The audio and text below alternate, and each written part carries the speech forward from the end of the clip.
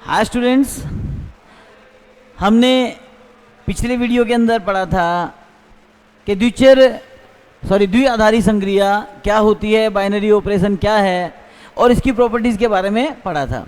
आज इससे रिलेटेड कुछ क्वेश्चंस के बारे में हम चर्चा करेंगे। तो द्विआधारी संक्रिया के लिए एक बार थोड़ा सा रिपीट कर देता हूँ ताकि तुम्हें समझ में आ जाए वर्बल। द्विआधारी संक्रिया दो आधार पर एडजस्टेड ऐसी कोई भी संक्रिया या ऐसा कोई भी एप्लीकेशन जिससे जो रिजल्ट आता है वो तथा आधार में ली गई दोनों अवयव तीनों जो हैं वो एक ही सेट से रिलेटेड होते हैं। तो हमारी पहली बात तो आती है द्विआधारी संक्रिया की जांच करना। देखो इसमें क्वेश्चन क्या क्या बनते हैं। द्विआधारी संक्रिया की जांच।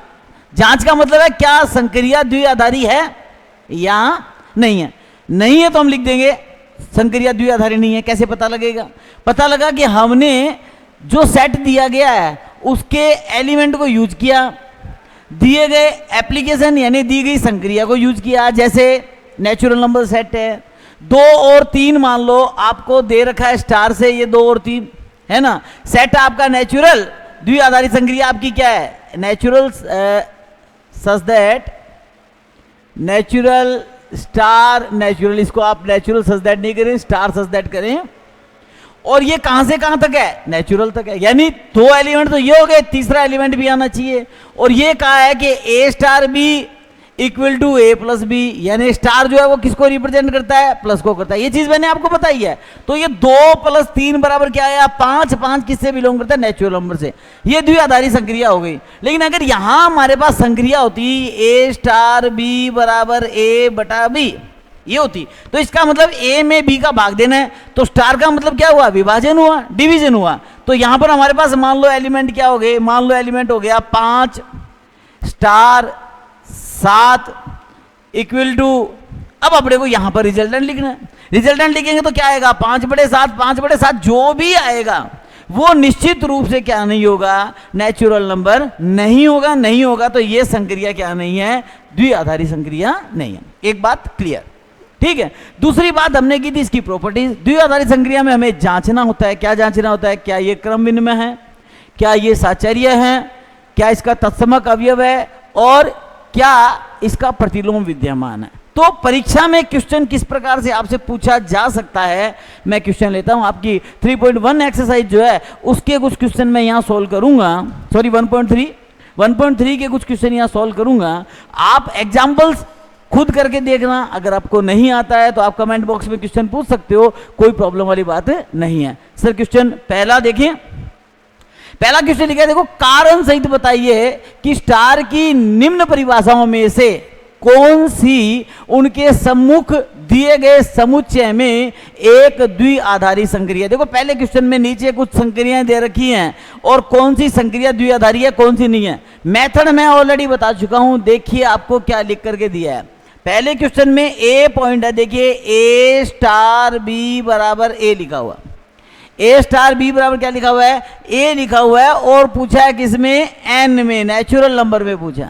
बड़े ध्यान से समझने की बात है। क्या चीज है इसके अंदर? हमें कुछ भी संक्रिया बताई हुई नहीं है सर। ना तो प्लस है, ना माइनस है, ना डिवाइड है, ना यहाँ पे मल्टीप्लीकेशन है, ना यूनियन है, ना। तो इसका मतलब क्या समझे? मतलब देखो ये समझना होता है कि ए और बी के बीच में कोई ऐसी संक्रिया हुई कि परिणाम हमेशा जो पहला अवयव है वही आ रहा है। पढ़ने का तरीका, पहला स्टार, दूसरा परिणाम हमेशा क्या आ रहा है? पहला अवयव आ रहा है। तो आप जरा ध्यान से देखें कि मैं ये कहूं कि ए बी दोनों किससे बिलोंग करते हैं?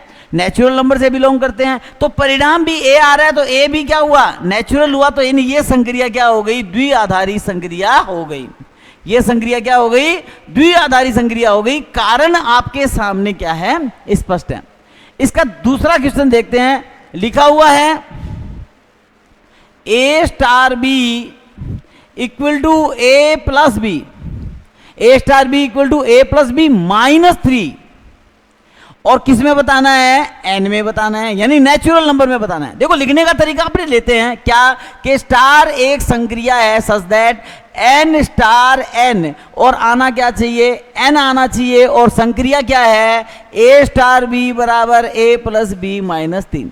देखो बड़े ध्यान से अगर हम कोई भी वैल्यू लेते हैं, अगर डिजिट बड़े लेते हैं तब तो कोई प्रॉब्लम नहीं आएगी, लेकिन हमें माइंड थोड़ा सा काम में लेना क्या कि a प्लस बी क्या 3 के बराबर हो सकता है? बिल्कुल हो सकता है कि हमने a बराबर क्या ले लिया 1, b बराबर क्या ले लिया 2 ले लिया, और देखिए मैंने लिया a यानी कि 1 और स्टार क्या लगाया b यानी 2 लगाया, और बराबर में मेरे पास क्या आ गया 1 प्लस 2 और क्या आ गया 3। मुझे लिखना है 1 प्लस 2 3। यहां इसको लिखने का तरीका मेरे पास क्या है, सॉरी, मैं 1 प्लस 2 माइनस 3 लिखूंगा और बराबर क्या आ गया मेरे पास 0, और मैं लिखूंगा ये क्या नहीं है, नेचुरल नंबर नहीं है। बहुत ही सिंपल सी बात है, ये एक प्राकृत संख्या नहीं है क्या 0, इसका मतलब यह संक्रिया द्विआधारी नहीं है।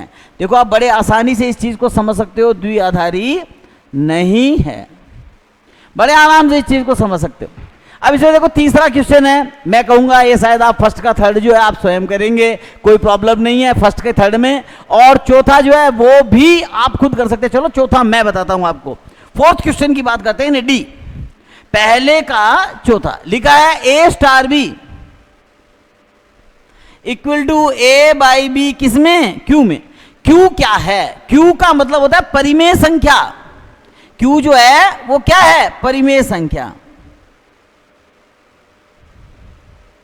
और हमें यहां कुछ भी दे रखा नहीं है, एकदम साफ सुथरी बात है, आप भली प्रकार से जानते हो। अब देखो हम जब यहां लेते हैं कैलकुलेशन के अंदर वैल्यूज लेते हैं तो यहां हम क्या ले सकते हैं, हम साफ साफ कह सकते हैं कि b should not equal to 0, b क्या नहीं होना चाहिए 0 नहीं होना चाहिए, लेकिन क्वेश्चन में हमें इसके बारे में कोई जानकारी दी हुई नहीं है, ध्यान से समझने की बात है। तो अगर हम इसे कैलकुलेट करते हैं तो मान लिया a कोई संख्या ले ली, किस में से q में से, q परिमेय संख्या है, a कोई परिमेय संख्या ले ली, b दूसरी परिमेय संख्या ले ली। परिमेय संख्या की परिभाषा क्या है, हम जानते हैं परिमेय संख्या में कोई भी अवयव जो है वो हर के भाग में शून्य नहीं होता, हम भली प्रकार जानते हैं।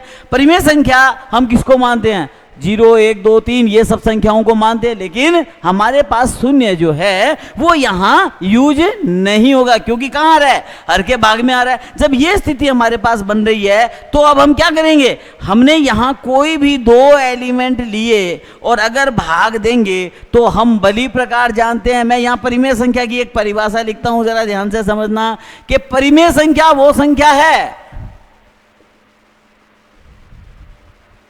परिमेय संख्या वो संख्या है जो किस फॉर्म में होती है p बटा q के फॉर्म में होती है, और q जो है वो 0 के इक्वल टू नहीं होता। दूसरी बात है p व q का HCF जो है वो क्या होना चाहिए 1 होना चाहिए, p व q का HCF क्या होना चाहिए 1 होना चाहिए। यह संख्या क्या है एक परिमेय संख्या है। तो हम यहां बड़े ध्यान से देख सकते हैं कि अगर यहां कोई भी संख्या हमारे पास आएगी तो हम उन संख्याओं को a बटा b के फॉर्म में लिख सकते हैं, अतः यह एक द्विआधारी संक्रिया है। आप इसे खुद कैलकुलेट करके देखेंगे, अगर आपको फिर भी समझ में नहीं आता तो आप फिर से पूछ सकते हैं, क्योंकि मुझे यह लगता है कि यह बहुत ही सिंपल सी बात है, सीधे वैल्यूज रखने हैं और मान आपके सामने आ जाएगा। ठीक है, तो अब हम लेते हैं दूसरे क्वेश्चन पे चलते हैं। देखिए दूसरे क्वेश्चन में हमारे पास क्या है, दूसरे क्वेश्चन में देखिए निम्न में से प्रत्येक के लिए ज्ञात कीजिए कि क्या यह क्रम विनिमय है तथा साचर्य है। ये आप कर सकते हो, आप स्वयं भी कर सकते हो। एक बार सर दूसरा क्वेश्चन दिखा दीजिए इनको बोर्ड पे। दूसरे क्वेश्चन में आपको केवल ये बताना है कि क्या यह क्रम विनिमय या साचर्य है। तो यहां पर अपने इसमें से 5 में से एक आध क्वेश्चन देखें करते हैं, मुझे उम्मीद है कि आप कर लेंगे, क्योंकि कल मैंने आपको ये डेफिनेशन पिछले वीडियो के अंदर बहुत बढ़िया तरीके से बताई थी। फिर भी हम जो है दूसरे क्वेश्चन का एक भाग जो है वो ले लेते हैं, देखें क्या आता है। दूसरे क्वेश्चन का फर्स्ट पार्ट हम ले रहे हैं। सब दूसरा क्वेश्चन देना जरा बोर्ड पे, दे दिया ना। देखिए लिखा हुआ है n में स्टार, n एक सेट दिया है, n में स्टार एक संक्रिया, ठीक है ना। और हमें कहा गया जहां a स्टार b बराबर है 2 और 2 की घात में लिखा है ab। देखिए 2 की घात में क्या लिखा है ab लिखा है। बहुत ही सिंपल है, क्रम विनिमयता बतानी है, इस बात को यहां पर अपने को समझना है।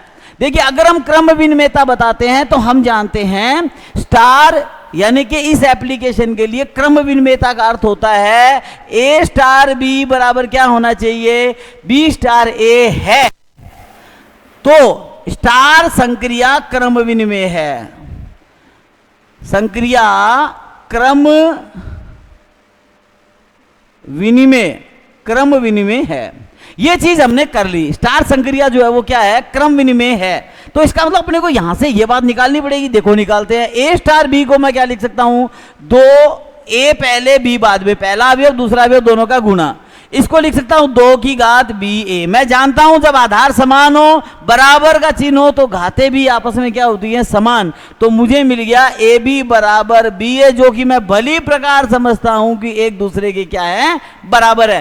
तो मैं ये कहूंगा कि स्टार संक्रिया क्रम विनिमेय है, संक्रिया क्रम विनिमेय है।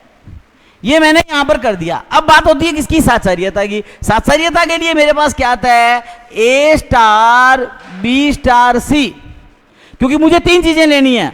और दूसरा मुझे लेना होता है ए स्टार बी और ये स्टार सी, ये बराबर है। तो स्टार संक्रिया जो है वो क्या होगी, साचार्य होगी। संक्रिया मैं थोड़ा बड़ा लिखता हूं, साहचर्य होगी। ये ऐसा होगा तो होगी साहचर्य। ये मैंने सेकंड पॉइंट लिया। अब इसके लिए मैं पहले इसे सोल्व करूंगा। तो देखिए मेरे पास क्या आता है, मैंने लिया ए स्टार, पहले बी स्टार सी को सोल्व करूंगा। B star C equal to क्या होगा, 2 की पावर बी सी। मैंने यहां लिख दिया 2 की पावर बी सी। देखिए जरा ध्यान से समझिए, ए स्टार बी था, 2 की घात में पहला अवयव गुणा दूसरा अवयव।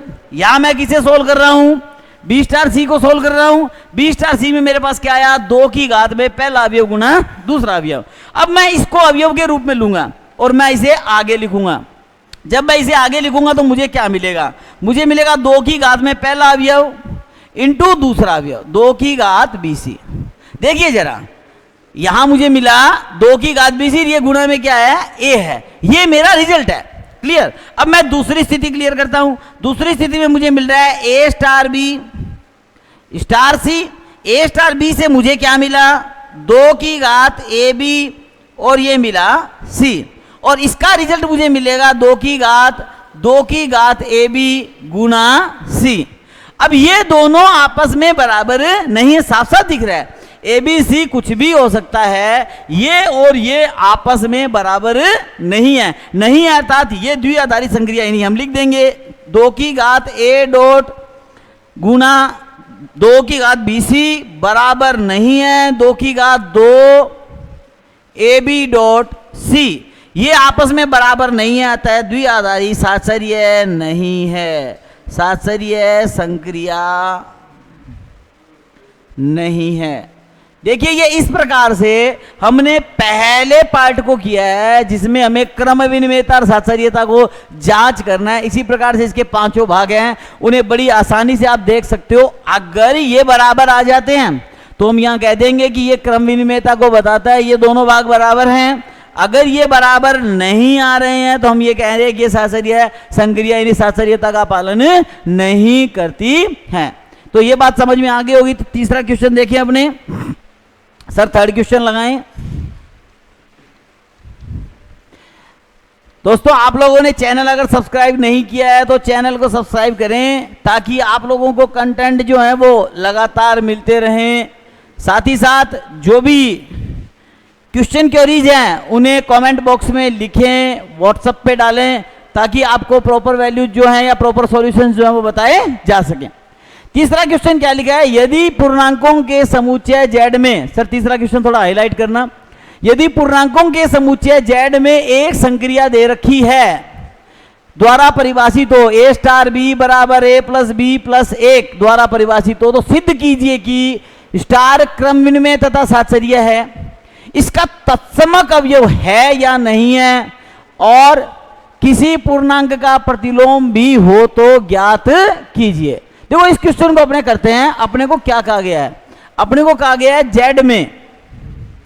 z में यानी कि पूर्णांक अवयवों के या समुच्चय में z में हमें एक स्टार संक्रिया दे रखी है, star such that a star b बराबर दे रखा है ए प्लस बी प्लस 1, यह हमें दे रखा है ए प्लस बी प्लस 1, और प्रत्येक जो है वो कह रहे हैं प्रत्येक ए बी जो है वो किससे बिलोंग करता है, जेड से। ये तो क्लियर है, कोई समस्या वाली बात ही नहीं है, द्विआधारी उन्होंने हमें बताया है। सिद्ध कीजिए क्रम विनिमय है तथा साहचर्य। देखो क्रम विनिमयता और साहचर्यता पिछले क्वेश्चन में मैं आपको बता चुका हूं। क्रम विनिमयता जांच करनी है, साहचर्यता जांच करनी है। मैं उम्मीद करता हूं आप लोग कर लेंगे, कोई प्रॉब्लम नहीं आएगी। चलो मैं बता ही देता हूं। चलो क्रम विनिमयता, क्रम विनिमयता की जब हम जांच करते हैं तो हमारे पास आता है ए स्टार बी इक्वल टू, तो मैं यहां a b belongs to z ले लेता हूं क्रम विनिमयता के लिए, सिंपल सी बात है। A b belongs to z ले लिया। ए स्टार बी बराबर मुझे क्या बताना है, ए प्लस बी प्लस 1। अब देखिए मैं दो कोई भी इंटीजर लेता हूं ए बी की जगह, तो मान लिया मैंने ले लिया 2 और 3, ठीक है। ए बराबर कितना आ गया 2 और बी बराबर कितना ले लिया मैंने 3 ले लिया। मुझे क्या मिला 2 स्टार 3 बराबर 2 प्लस 3 प्लस 1 बराबर 6 बिलोंग्स टू जेड, ठीक है। अब मुझे बताना है बी स्टार ए, सिंपल सी बात है। तो मैं यही बता सकता था वैसे आपको कि बी स्टार ए करते हैं तो इक्वल टू मेरे पास आ गया पहला अवयव दूसरा अवयव प्लस 1। देखो अगर इंटीजर्स को जोड़ेंगे तो इंटीजर ही आएगा, बिलोंग्स टू जेड ही आएगा। आप इन्हें वापस यहां लिखेंगे देखो तो मेरे पास आया 3 स्टार 2, तो यह आया 3 प्लस 2 प्लस 1 बराबर कितना आ गया 6 बिलोंग्स टू जेड। देखिए तो ए स्टार बी बराबर क्या हो गया बी स्टार ए, क्रम विनिमयता क्या हो गई सत्यापित हो गई। इसी प्रकार से मैं साहचर्यता डायरेक्ट ही बता देता हूं आपको ताकि आपको समझ में आ जाए। साहचर्यता एसोसिएटिविटी कहते हैं इसको। इसमें मैंने 3 अवयव ले लिए ए बी सी, और तीनों किससे बिलोंग करते हैं जेड से बिलोंग करते हैं, क्योंकि मुझे 3 की जरूरत पड़ेगी। लेकिन द्विआधारी 2 अवयवों के बीच में होती है। देखिए जरा A star B star C equal to मुझे मिल रहा है A plus B plus 1 star C, और अब मुझे मिल रहा है A plus B plus 1 plus C plus 1, यानी मुझे टोटल मिला A plus B plus C plus 2। दूसरी तरफ मुझे प्रूव करना है ए स्टार बी स्टार सी। इस बार मैं लिखूंगा ए स्टार, पहले मैं इसे ओपन करता हूं बी प्लस सी प्लस 1, और अब मैं इसे ओपन करता हूं तो मुझे मिलता है A plus B plus C plus 1 plus 1, और मुझे मिला A plus B plus C plus 2, यानी ये दोनों आपस में बराबर है, अर्थात यह संक्रिया जो है वो क्या है साहचर्य है, ठीक। अब देखिए तीसरी बात आती है जो इसमें पूछी गई है, जो अलग है, वो पूछा गया तत्समक अवयव। देखिए मैंने जब थ्योरी बताई थी मैंने आपको यह बताया था कि तत्समक अवयव क्या होता है। आइडेंटिटी एलिमेंट, आइडेंटिटी एलिमेंट मैंने आपको बताया था। आइडेंटिटी एलिमेंट क्या होता है, समझने वाली बात है। क्या है आइडेंटिटी एलिमेंट? मैंने कहा था कि यदि कोई संक्रिया द्विआधारी है तो ए स्टार ई इक्वल टू ए और ई स्टार ए इक्वल टू ए, जहां ई आइडेंटिटी है, ई जो है वो क्या है तत्समक अवयव है। ये चीज हमने पढ़ी थी, ये तत्समक अवयव यानी आइडेंटिटी एलिमेंट। अब हमें क्वेश्चन में क्या कहा गया है, क्वेश्चन में कहा गया है कि ए स्टार भी जेड होना चाहिए। तो यहां देखो हमें क्या लेना है, हमने लिया ए ई बिलोंग्स टू जेड, और पहली स्थिति बायां तत्समक निकाला तो हमारे पास आया ए स्टार ई इक्वल टू, हमारे पास क्या आना चाहिए ए आना चाहिए। यह बात कही जा रही है, ई का मान निकालना है तो ये ए रख लिया, ठीक है। अब ए स्टार ई इसके अकॉर्डिंग खुलेगा तो देखो क्या आया मेरे पास A plus E plus 1 equal to A से क्या हो गया कैंसिल। ई का वैल्यू क्या आया -1, जो कि निश्चित रूप से क्या है एक इंटीजर है। अब मैं दूसरी स्थिति लेता हूं, यहां से मुझे मिला E plus A plus 1 equal to A से कैंसिल, यहां से भी आया -1। बायां और दायां अवकलज समान है, सॉरी तत्समक समान है, माफी चाहता हूं। तो ई बराबर क्या आ गया -1। इस स्टार संक्रिया का तत्समक अवयव क्या हो गया? -1 हो गया। अब पूछा गया है क्वेश्चन के अंदर कि किसी पूर्णांक का प्रतिलोम भी ज्ञात कीजिए। अब हमें प्रतिलोम ज्ञात करना है, तो देखिए प्रतिलोम अवयव के लिए हम क्या करते हैं। प्रतिलोम अवयव इनवर्स एलिमेंट। प्रतिलोम अवयव कैसे ज्ञात होता है? मैंने आपको बताया था कि मान लिया B जो है वो A का प्रतिलोम है सॉरी, B A का क्या मान लिया? प्रतिलोम। अगर हम ऐसा मान लेते हैं तो A स्टार B बराबर मुझे मिलना चाहिए तत्समक। B प्रतिलोम अगर होगा तो वो किसी अवयव A के साथ संक्रिया करके उस संक्रिया का तत्समक प्रदान करेगा, ऐसा नियम है। तो हमने इसे लिख लिया A + B + 1 = क्या आना चाहिए? E। और E जो है वो मेरे पास ऑलरेडी क्या है? -1 है। तो मेरे पास A + B = क्या आ गया? -2। मुझे किसका मान निकालना है? B का। मेरे पास B आ गया -A + 2, यानी -A - 2। कोई भी अवयव मैं लूंगा उसमें A जो है वो इंटीजर है और उसमें 2 जो है वो माइनस का ऐड करने पर मुझे जो मिलेगा वो सदैव एक क्या होगा? इंटीजर ही होगा। अतः किसी भी पूर्णांक का प्रतिलोम जो है वो क्या होगा? उस पूर्णांक में 2 जोड़कर उसका ऋणात्मक बनाया जाए तो वो उसका क्या हो जाएगा? प्रतिलोम हो जाएगा। इस प्रकार से हम इस पूरे क्वेश्चन को समझ सकते हैं। बोर्ड एग्जाम में क्वेश्चन द्विआधारी संक्रिया का कम ही पूछा जाता है, लेकिन अगर मान लो पूछा जाता है तो कई बार ये चीज पूछी गई, तत्समक अवयव पूछ लिया, प्रतिलोम अवयव पूछ लिया, तो हमें ये पूरी तरह से निकालना आना चाहिए। तो अब हम आगे बढ़ते हैं। तो इसमें अब आगे आपके मेरे हिसाब से चौथा क्वेश्चन अपने आप हो जाएगा, आप इसी प्रकार से कैलकुलेट करेंगे, ठीक है। और 5th क्वेश्चन जो है इसमें हमें एक संक्रिया सारणी बनानी है, तो संक्रिया सारणी के बारे में हम थोड़ा सा पढ़ लेते हैं। हाँ, क्वेश्चन नंबर 4 आप दिखा दीजिए सर बोर्ड पे। ये तीसरे क्वेश्चन की तरह ही है, ठीक है ना। इसे आप देखिए, इसमें समुच्चय जो दिया गया है वो रियल नंबर -1 ये समुच्चय दिया गया है। इस समुच्चय के आधार पे इसे हम कैलकुलेट करते हैं, क्योंकि जो समुच्चय है उसी के आधार पे हमें कैलकुलेट करना होता है। R-1 से एक द्विआधारी संक्रिया बतानी है। A + B बराबर A स्टार B बराबर A + B - AB दे रखा है और अपने को इसे बताना है क्या ये क्रम विनिमय है, साचर्य है, ये सिद्ध करना है। और तत्समक अवयव अगर है तो ज्ञात करना है और किसी एक अवयव A का प्रतिलोम भी ज्ञात करना है। सारी पोजीशन यहां बता चुका हूं मैं। अब हम जो है वो क्या लेते हैं?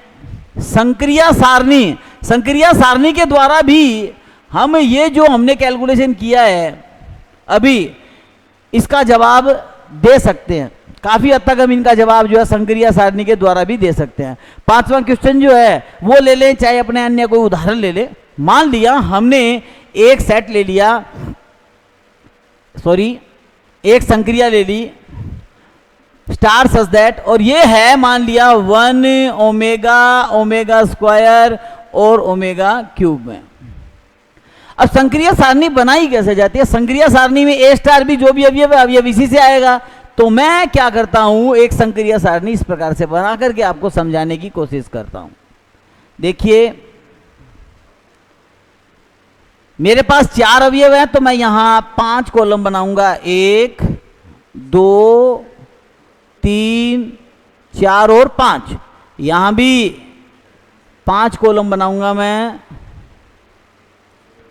ये 5। यहां पर मैं स्टार लिखूंगा, जो भी स्टार है। अब स्टार का मीनिंग यहां गुणा भी दिया हुआ हो सकता है, प्लस भी दिया हुआ हो सकता है, कुछ भी है।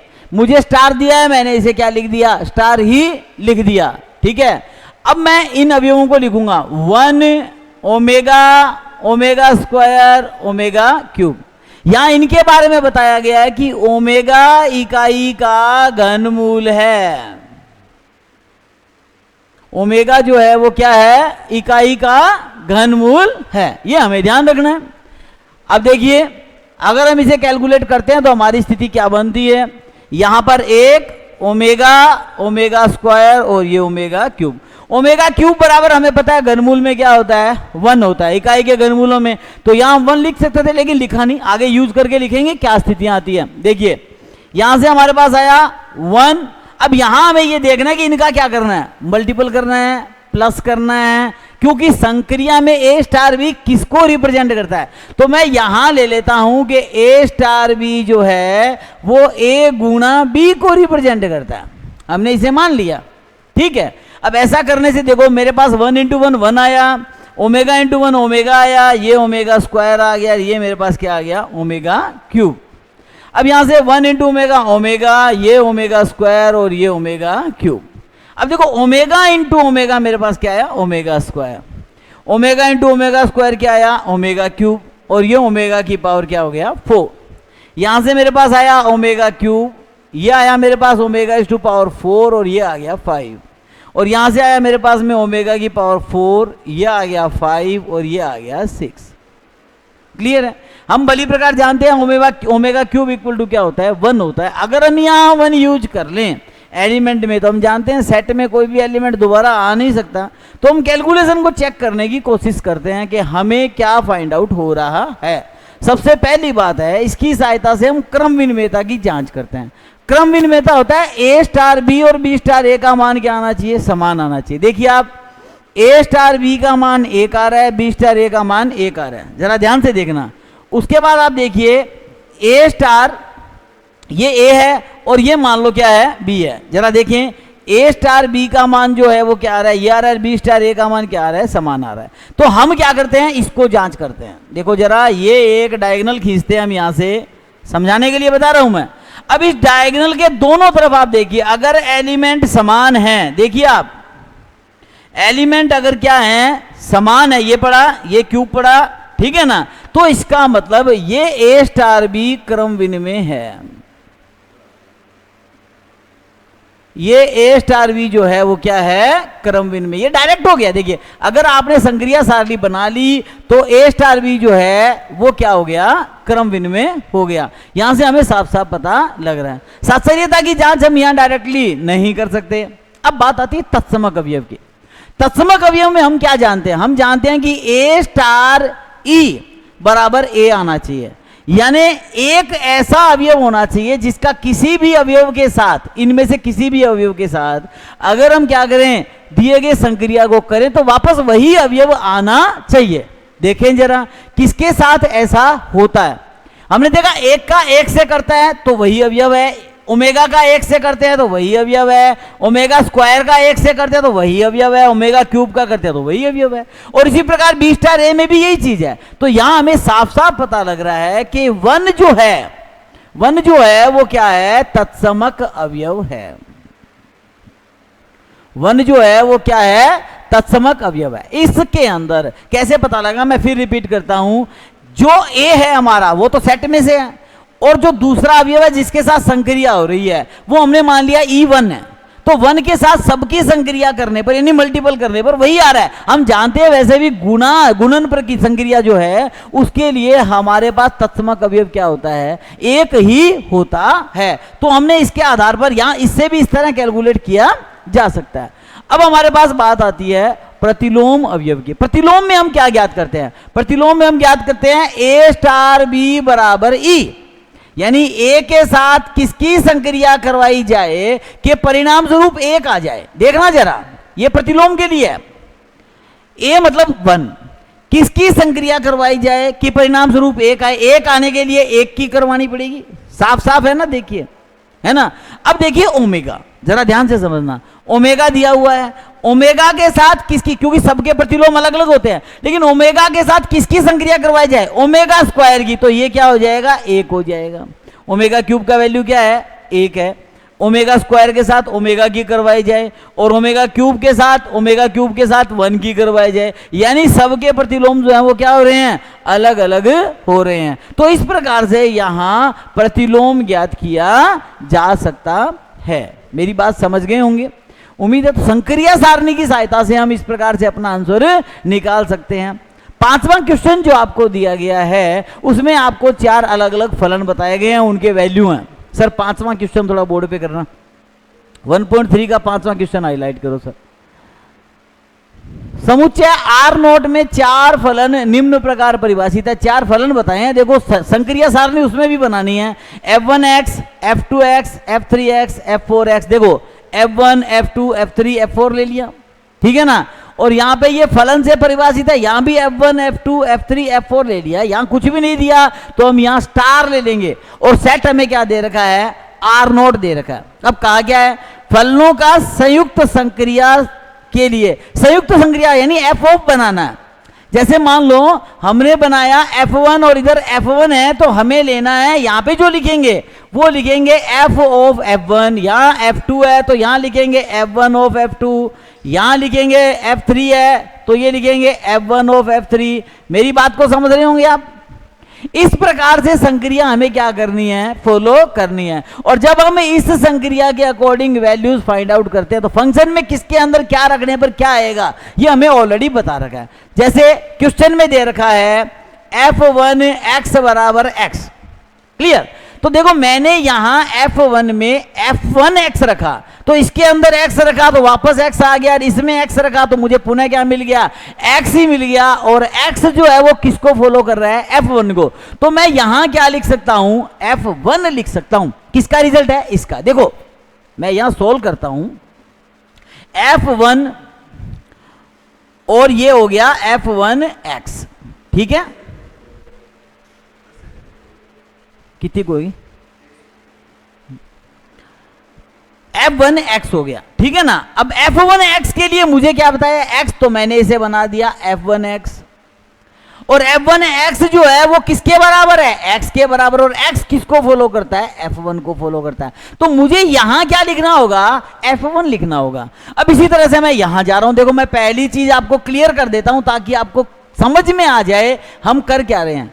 मैंने लिया f1, f2x का मेरे पास रिजल्ट क्या है, देखिए f2x का मेरे पास रिजल्ट है -x। f2x का रिजल्ट है मेरे पास -x। तो अब मैं क्या करूंगा, मैं इसकी जगह -x लिखूंगा। मैंने लिख दिया -x। अब मेरे पास x था तो उत्तर क्या था, x था। -x है तो उत्तर क्या आएगा, -x। और -x किसको फॉलो करता है, f2 को। तो यानी मेरे पास यहां क्या आ गया, f2।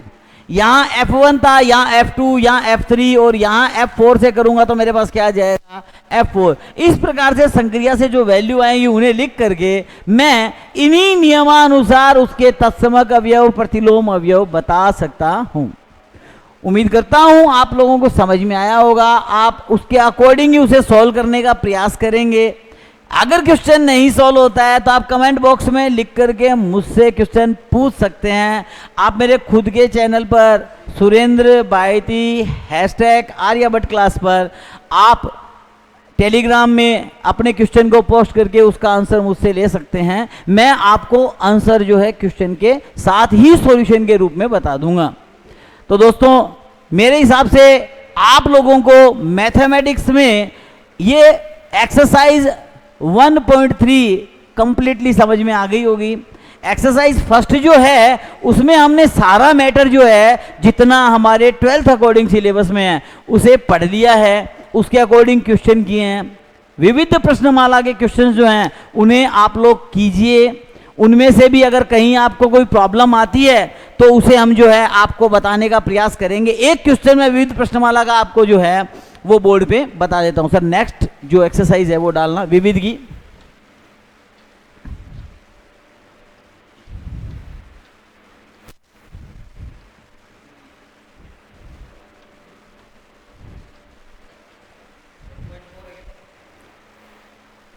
विविध लिखा हुआ है, विविध प्रश्नमाला। विविध में पहला क्वेश्चन, पहला दूसरा क्वेश्चन, हाँ 1 2 दो क्वेश्चन।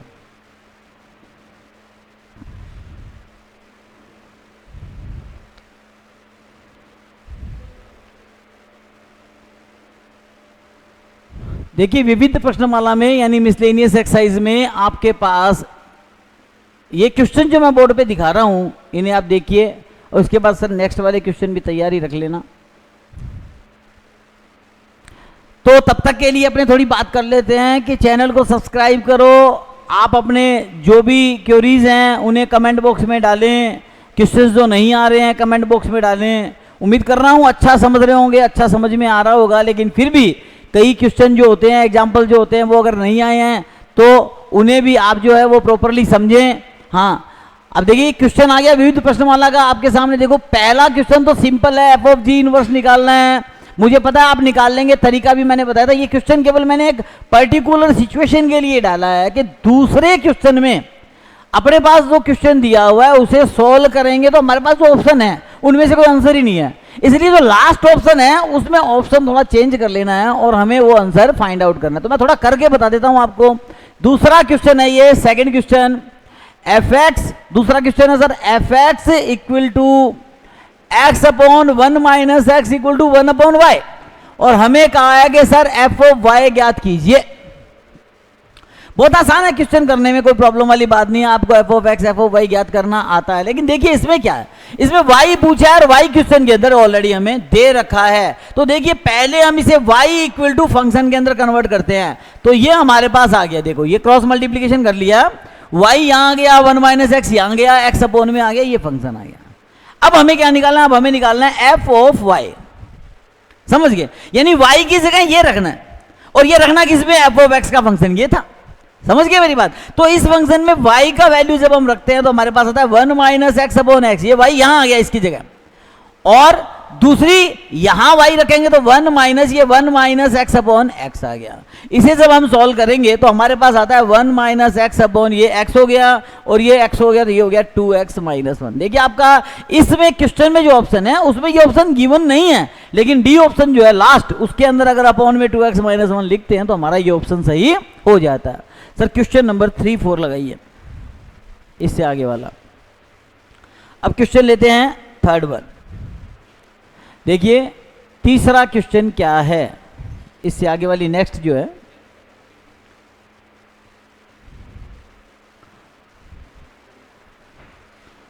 वही बोर्ड पे ही है सर, 3, 4, 5 जो है ना वो लगा दो। क्वेश्चन नंबर,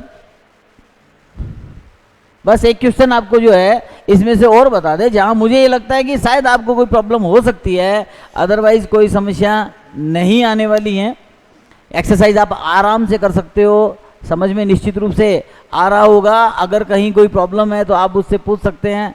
हाँ ये नहीं सर दूसरी वाली है, ये नहीं, हाँ सेकेंड वाली, हाँ ये देखिए ये आपके थर्ड, फोर्थ, फिफ्थ और सिक्स क्वेश्चन जो हैं वो बोर्ड पे दिखाई दे रहे हैं। आप देखिए, आप सबसे पहले जो हम यहाँ क्वेश्चन करेंगे, देखिए क्वेश्चन करेंगे हम क्वेश्चन नंबर 4। क्वेश्चन नंबर कौन सा करेंगे, 4 करेंगे। सर फोर्थ क्वेश्चन जो है बोर्ड पे डाल दीजिए आप। Fourth question, f of x equal to cos of log of x. आसान क्वेश्चन है, कोई मुश्किल क्वेश्चन नहीं है, लेकिन कई बार बच्चों को प्रॉब्लम होती है तो उस स्थिति के लिए अपने इसे सॉल्व करते हैं। F x dot f o y equal to half, और सॉरी इक्वल टू नहीं है, माइनस है, माइनस हाफ, और ब्रैकेट में है f x upon y minus plus f x dot y. ये क्वेश्चन आपको दे रखा है और ये पूछा ये किसके बराबर है। देखिए अपने को कैलकुलेट करना है ये किसके बराबर है। जब हम इसे कैलकुलेट करते हैं तो हमारी स्थिति क्या रहती है, देखिए हमारे पास फंक्शन एफ ऑफ एक्स दे रखा है, तो भाई लिखिए f of x equal to है कोस, देखिए जरा लॉग ऑफ एक्स डॉट, ये आ गया कोस लॉग ऑफ एक्स की जगह क्या आ गया वाई, कोई प्रॉब्लम नहीं है, माइनस 1/2। यहां देखिए एफ एक्स बटा वाई है तो आपके पास कोस तो आएगा ही आएगा, ये लोग आ गया, इसमें एक्स बटा वाई आ गया, और ये प्लस यहां एक्स इंटू वाई है तो यहां आ जाएगा कोस तो आएगा ही आएगा, लोग एक्स इंटू क्या आ गया वाई आ गया, ये ब्रैकेट बंद। आप दोस्तों भली प्रकार जानते हैं क्योंकि 11th में लोग हमने पढ़ा है कि log m upon n equal to log m minus log n, और यहां लोग m इंटू एन यानी लोग m प्लस लोग n। तो देखिए ये टर्म तो एज इट इज आ जाएगी कोस लोग ऑफ x डॉट कोस लोग ऑफ y माइनस ये 1/2 आ गया, और इसे मैं थोड़ा फटाफट लिख देता हूं, log of x minus log of y plus, और इसे भी मैं थोड़ा लिख देता हूं cos log of x plus log of y। ये अपना काम कंप्लीट। ये देखो cos a माइनस बी और cos a plus b, cos c plus d, cos c minus d का फॉर्मूला है, और इस फॉर्मूला को हम बड़ी आसानी से लगा सकते हैं। ये देखो ये तो हमारे पास एज इट इज आ जाएगा, cos log ऑफ x और cos log ऑफ y, है ना, माइनस हाफ, और इसका फॉर्मूला होता है 2 गुना cos। इनको पहले हम ऐड करेंगे, ठीक है, तो हमारे पास क्या आएगा, log x क्या आ गया आपके पास, 2 log x आ गया। देखिए आप बड़े ध्यान से समझें, और हमारे पास आ गया 2 log ऑफ x बाई 2, ये कैंसिल, ठीक है। और दूसरे में हम क्या करेंगे, इनटू में इनको डिफरेंट करेंगे, तो हमारे पास आ गया cos log of 2 log of y upon 2, 2 से 2 क्या हो गया, कैंसिल, ये 2 से 2 कट गया। अब देखिए cos log of x cos log of y minus cos log of x cos log of y equal to क्या आ गया, 0। तो हमारा आंसर जो है वो इसमें क्या होगा, 0।